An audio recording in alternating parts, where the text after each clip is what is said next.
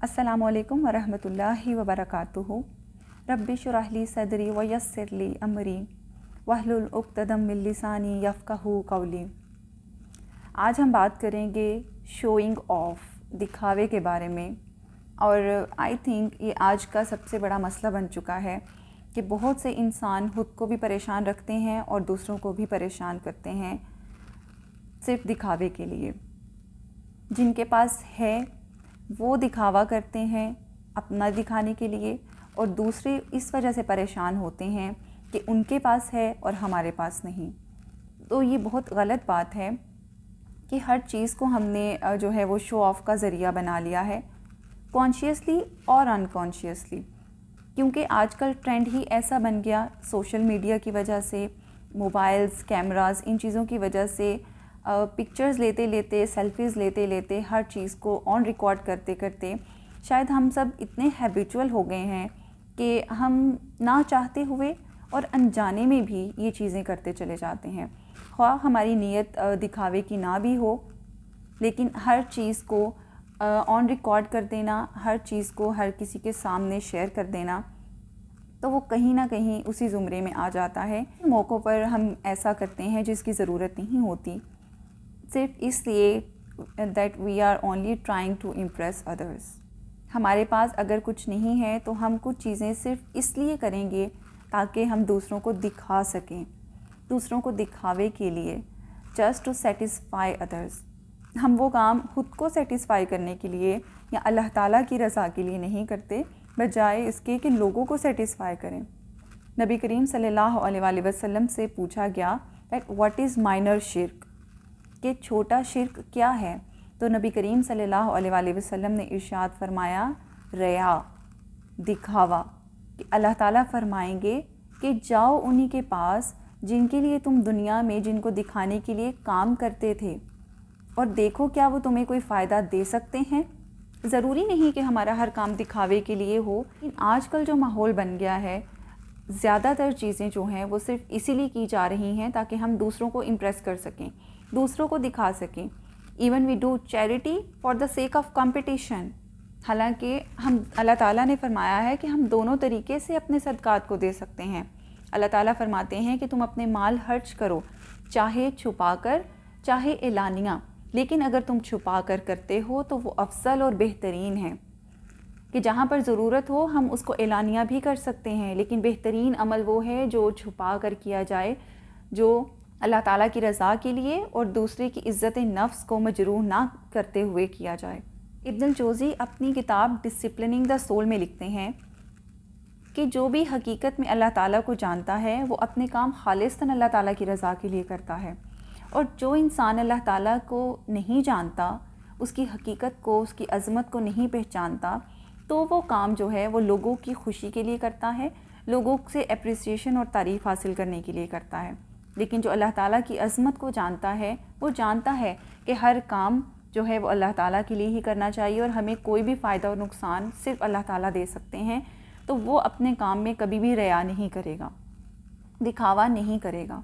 تو یہ حقیقت ہے، چیزوں کو ہم دکھاوے کے لیے کرتے ہیں، کسی کو خوش کرنے کے لیے کرتے ہیں، تو اس کے پیچھے کہیں نہ کہیں ہمارا کوئی اپنا سیلف پرپز ہوتا ہے، کہ ہمیں کسی سے کوئی کام ہوتا ہے۔ صحیح بخاری کی حدیث ہے 6499، نبی کریم صلی اللہ علیہ وآلہ وسلم نے فرمایا کہ جس شخص نے بھی لوگوں کو خوش کرنے کے لیے یا ان کی تعریف حاصل کرنے کے لیے کام کیا، تو اللہ تعالیٰ قیامت کے دن اس کی نیت کو لوگوں کے سامنے لے آئے گا اور اس کو ذلیل کر دے گا۔ تو یہ بظاہر ہی ہمارے لیے وہ چھوٹے چھوٹے اعمال ہیں جن کو شاید ہم اہمیت سمجھتے بغیر کرتے چلے جاتے ہیں، اپنی زندگیوں میں عام معمول بنا لیا ہے ان چیزوں کو، جو کہ ہماری دونوں جگہ خراب کر رہے ہیں، ہماری دنیا بھی اور آخرت بھی۔ تو آپ دیکھیے سوشل میڈیا پہ جب ہم کچھ اپلوڈ کرتے ہیں، آپ کوئی چیز کر رہے ہیں، I think that is completely in necessary. اگر آپ کسی اچھی جگہ پر گھوم رہے ہیں اور اچھی جگہ پر کھا رہے ہیں، ایک لیوش سا میل لے رہے ہیں، تو وہ کمپلشن بن گیا ہے کہ اس کو آپ نے فیس بک پہ، ٹویٹر پہ، any social media plate form, آپ نے اس کو ڈالنا ہے۔ تو وہ کیوں ڈالنا ہے؟ I don't know the reason, کہ کیا خوشی ملتی ہے اس سے، کہ آپ کی خوشی تو وہ ہونی چاہیے ایٹ دیٹ مومنٹ جو آپ اس چیز کو انجوائے کر رہے ہیں. تو اس چیز کو دوسروں کے سامنے دکھانے سے آپ کو کیا خوشی ملتی ہے؟ آپ کی خوشی کا تو پتہ نہیں، لیکن ہو سکتا ہے اس سب میں بہت سے ایسے لوگ ہوں جو ان چیزوں سے محروم ہوں یا وہ چیزیں افورڈ نہیں کر سکتے. تو اس چیز کو لیتے ہوئے ان کے جو ہیں وہ دل بھی دکھیں گے، ان کے ایمان بھی کمزور ہوں گے اور ان کی زبانوں پہ گلے شکوے بھی آ سکتے ہیں. اللہ تعالیٰ کی تقسیم کو لے کے ان کے ایمان کمزور ہو سکتے ہیں. تو یقیناً یہ ساری چیزیں جو ہیں وہ ہماری ہر چیز کو ایفیکٹ کر رہی ہیں، ہماری دنیا کو بھی اور ہمارے ریلیشنز کو بھی اور ہماری آخرت کو بھی.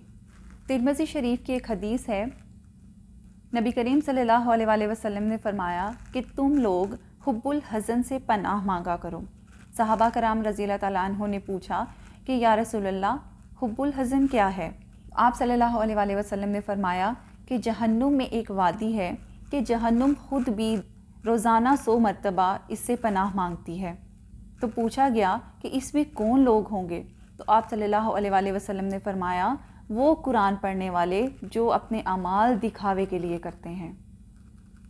وہ قرآن پڑھنے والے کون؟ وہ ہم لوگ، وہ مسلمان جو ایمان رکھتے ہیں لیکن اپنے اعمال دکھاوے کے لیے کرتے ہیں، اللہ کی رضا کے لیے نہیں کرتے.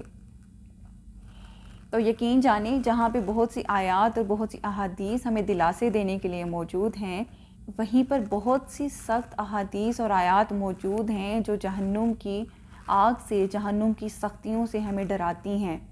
لیکن ہم نے صرف اور صرف اللہ تعالیٰ کی رحمت کو اپنے سامنے رکھا ہوا ہے.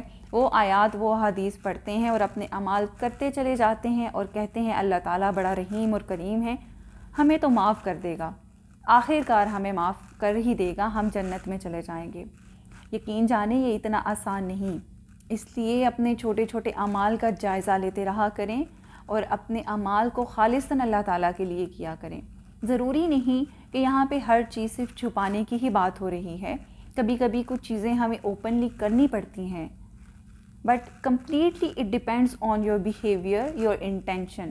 اور آپ جب کچھ کرتے ہیں اگر خالصاً اوپنلی بھی کر رہے ہیں تو آپ کے لہجے، آپ کے رویے اس چیز کی سنجیدگی کا اندازہ کروا دیتے ہیں کہ یہ کام بہرحال اللہ تعالیٰ کی رضا کے لیے ہے، دکھاوے کے لیے نہیں ہے. تو کم از کم اپنی عبادات کو ضرور چھپا کر کریں، اپنے باقی نیک اعمال کو بھی نیک نیت کے ساتھ خالصاً اللہ تعالیٰ کی رضا کے لیے کرنے کے لیے کوشش کیا کریں. اللہ تعالیٰ ہمیں بتانے اور سننے سے زیادہ عمل کرنے کی توفیق عطا فرمائے. جزاک اللہ خیر.